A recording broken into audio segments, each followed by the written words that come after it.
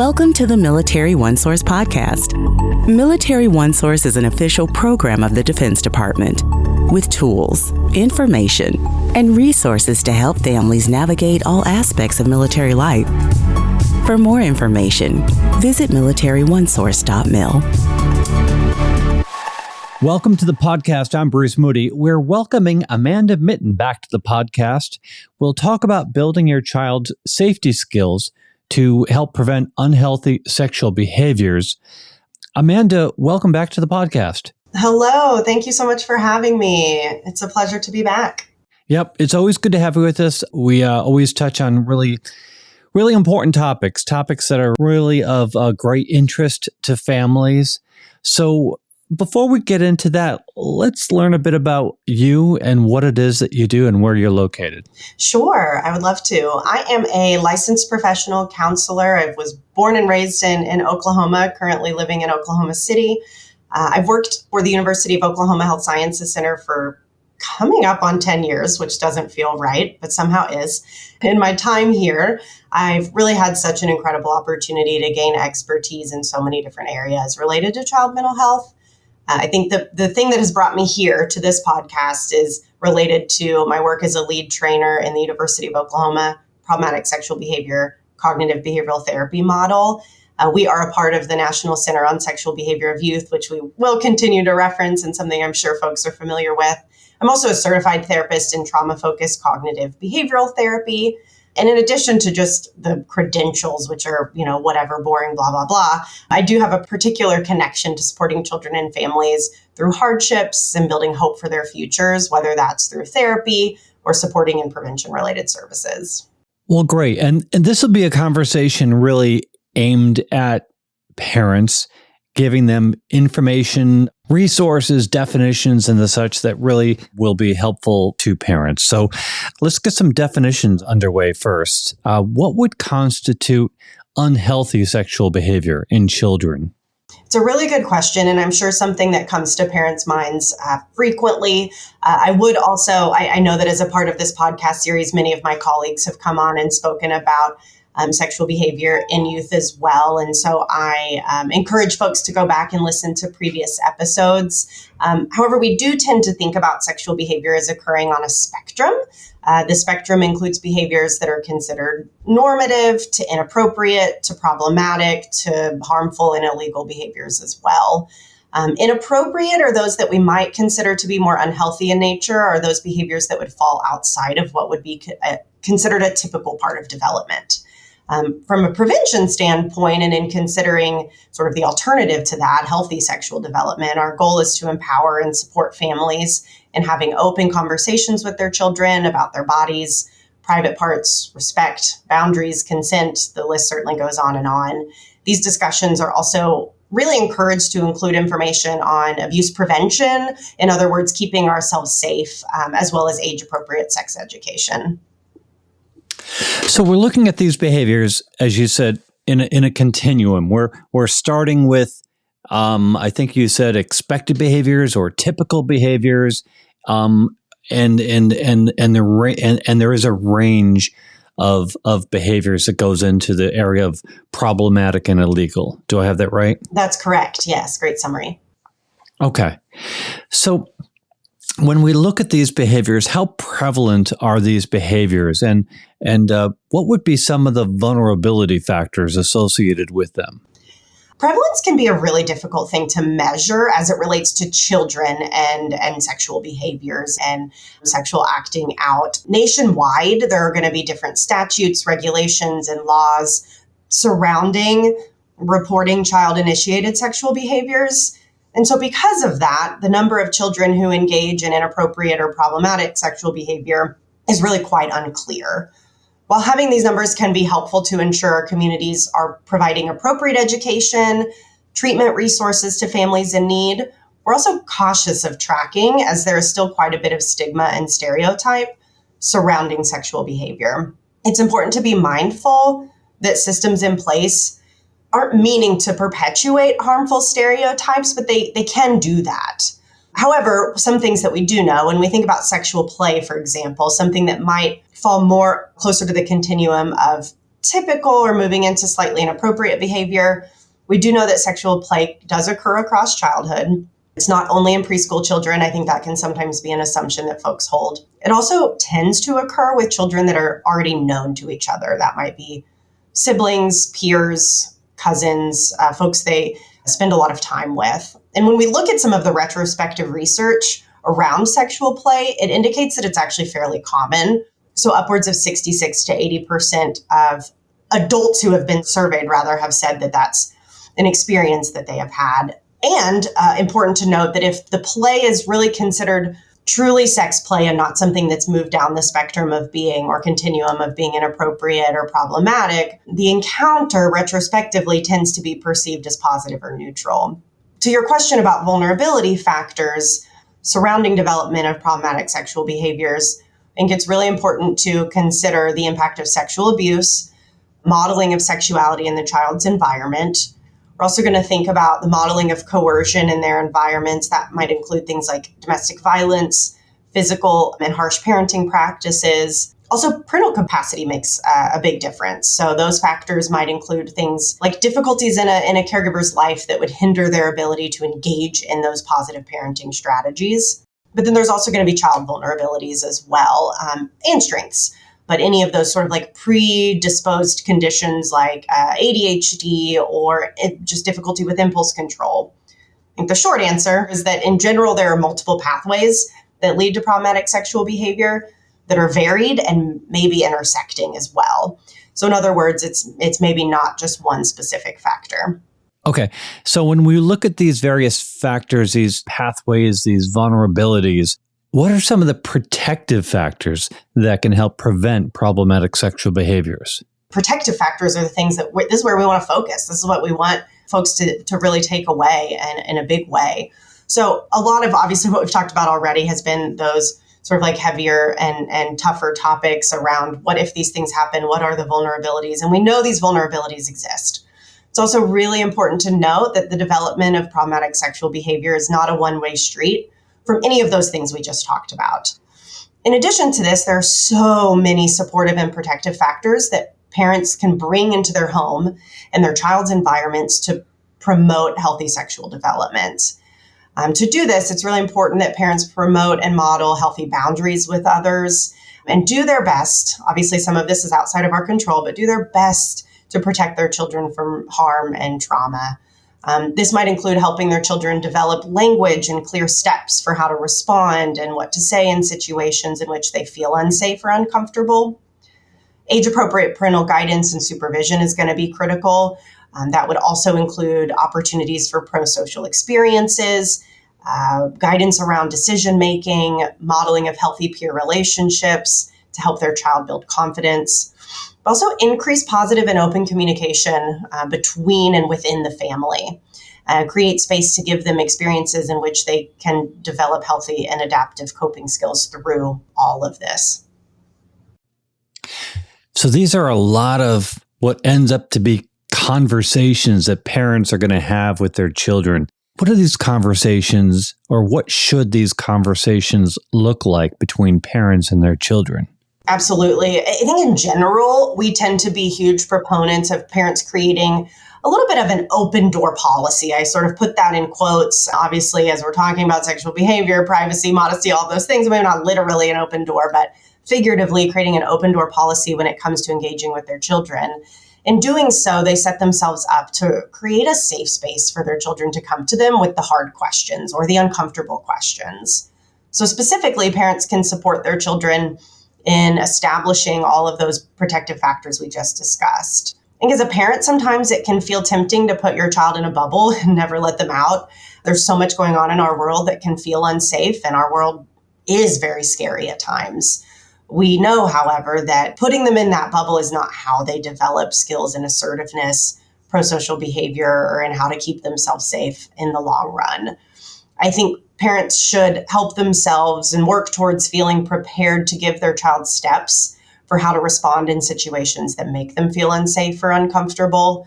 Also, though, not just about risk. It's also about helping them build respect for themselves and others, such that they engage in healthy relationships and interactions with those around them. In addition, I think we know there are so many great things that the internet has provided us, but with that has also brought a lot of risk and vulnerability. And it's really imperative that parents themselves are good consumers of the internet to both inform and protect their children in these areas. How would the conversations be different when parents are talking to teenagers? In general, the themes are going to remain the same. However, we do know that as children age, the expectations around their behaviors will change. Every family is going to have different beliefs and values for what kind of sexual behaviors are in line with their own family's value systems and the culture of their upbringing. However, parents should be prepared to broach these subjects with their teens if they haven't already done so, of course. And consent, respect, safety, and communication as a part of intimate relationships or just relationships, period, are among other topics that would be incredibly important for teens to be engaged in. Would you walk us through an example of problem-solving skills that you would teach parents and children? Of course. I think these skills are really, really fun and things that are resources that we provide parents on a really routine basis. I think these skills are really based on the relationship between our thoughts, feelings, and behaviors. And when difficult situations arise, this is going to result in what we call automatic thoughts. And these automatic thoughts are going to shape our feelings, behaviors, and then the ultimate consequences of those behaviors. When we teach ourselves and our children to increase their awareness first of these thoughts and these feelings, we're equipping them with skills for working towards more helpful decision making.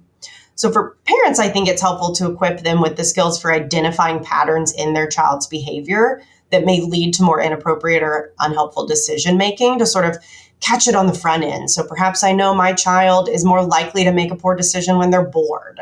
I'm going to first put in some preventative measures to keep them active and decrease boredom overall. So this can support in setting their child up for success when they're faced with these situations.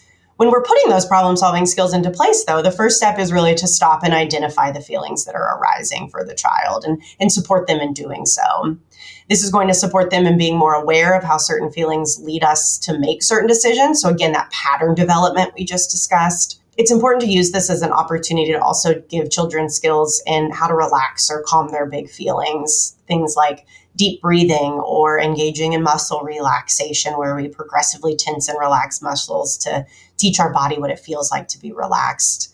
Children may also need support in identifying alternative options when they're faced with difficult situations. I encourage parents to walk them through this as well. And in doing so, as they're kind of going through the different options when we're faced with difficult decisions, it may also be relevant to help them kind of weigh the pros and cons of specific options, which then would lead them to being able to choose the best course of action in that situation.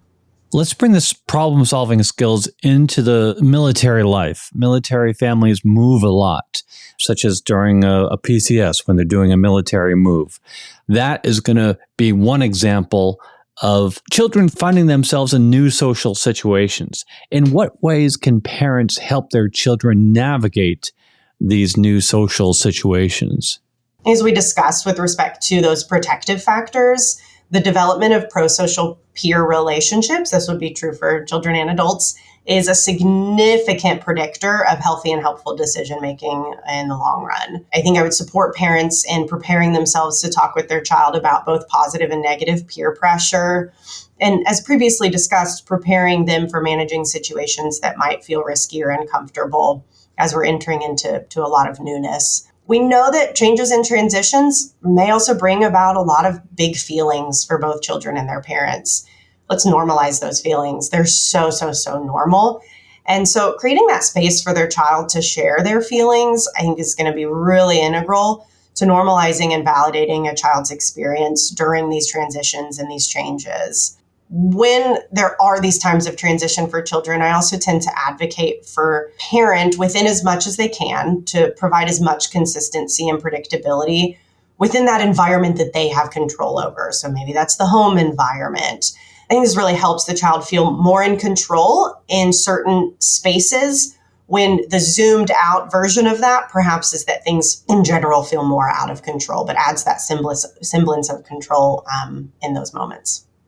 This is really great information, Amanda. I appreciate it. What I'd like to ask is that you talk about why it's important for parents to be aware of where their child is spending their time. And by that, I mean the friends they hang out with, the places they go, both in real life and also online. First and foremost, I empower those caregivers, just as we talked about themselves being good consumers of how their child is spending their time on the internet and just the internet in general. I'm going to also empower caregivers to stay informed and involved in their child's social life. I think first and foremost, this type of positive involvement reflects really the care and love they have for their child. It demonstrates that they care about how they're spending their time. Additionally, I think also being aware and ahead of those risky situations, this can help with that. And importantly, in playing an active role, they're showing their child that they are consistently available and present for them in those situations. Good, bad, and ugly, right? I think this takes us back to our discussion around creating that quote unquote open door policy by being informed, aware, and available regarding their child's free time or social life. They create the incredibly important opportunity for their child to come to them with questions, concerns, situations that feel unsafe or uncomfortable, but also those situations that they can celebrate together, those successes, those wins, the positive, the neutral, and the negative should it arise. How can families actively build their social network when they're establishing relationships in a new community? And really, what's the benefit? Why is this so important? When the families I'm working with are looking for ways to connect in their communities, I often encourage building connections with those they come into contact most. Perhaps that's at work or in the school environment. This can help families in learning about their community. Other places that I think would be good to go to work on some of that networking, so to speak. We know public libraries, local schools, many faith-based centers, and other community-based agencies, YMCA, if that's relevant, may also be helpful resources in connecting and integrating into a new community. And then, dare I say, perhaps the internet as well. I think with the right internet searches, it can hold a plethora of information about what's available to families out there. Well, hopefully we are evidence that there are good things to be found for families on the internet. That's exactly right. That's exactly right. You know, and to that point, you are returning to this podcast. Your colleagues have been on the podcast before talking about this topic, and we've got links in this episode program notes to other episodes that you've helped out with. One is about talking to your kids about healthy sexual development. Another is about defining what is typical sexual development in children and youth. So, you know, there is a lot of good out there, and we do our best to bring it to military families. With that, I just invite you to wrap this up and share any final thoughts on the topic. I appreciate that. And I think one of the things that I'd like to share as we close is, you know, when we talk to youth, certainly when we're talking with youth, it's after they're involved in services. And so we're less on the prevention side and more on the treatment side of those problematic situations. But I think what we hear over and over, and this is to empower parents, is that youth consistently report to us that the parents who are there for them is hands down, bar none, the most important thing. It's interesting. Youth don't always remember exactly what you're saying, but they sure do remember that you were there. So those positive pro-social relationships and hope for the future, I think is really going to come from that. I hope that parents can take away from this that they have such an amazing opportunity to build that connection with their youth to help keep them safe, engage them in fun activities, and help them navigate any difficulties that arise. Their youth want to hear from them, their kids want to hear from them, and they remember when they're present. Excellent. Just a spot-on message to wrap this episode up. Thank you, Amanda Mitten, for joining us, and we hope to have you back. Thank you so much for having me. Absolutely. Want to remind you that Military OneSource is an official resource of the Defense Department. We'd love to hear from you. Click on the link in the program notes. Send us a note, maybe a question or an idea for a future episode. And be sure to subscribe to this podcast wherever you listen to your podcasts, because we cover a wide range of topics to help military families navigate military life. I'm Bruce Moody. Thank you for listening. Take care. Bye-bye.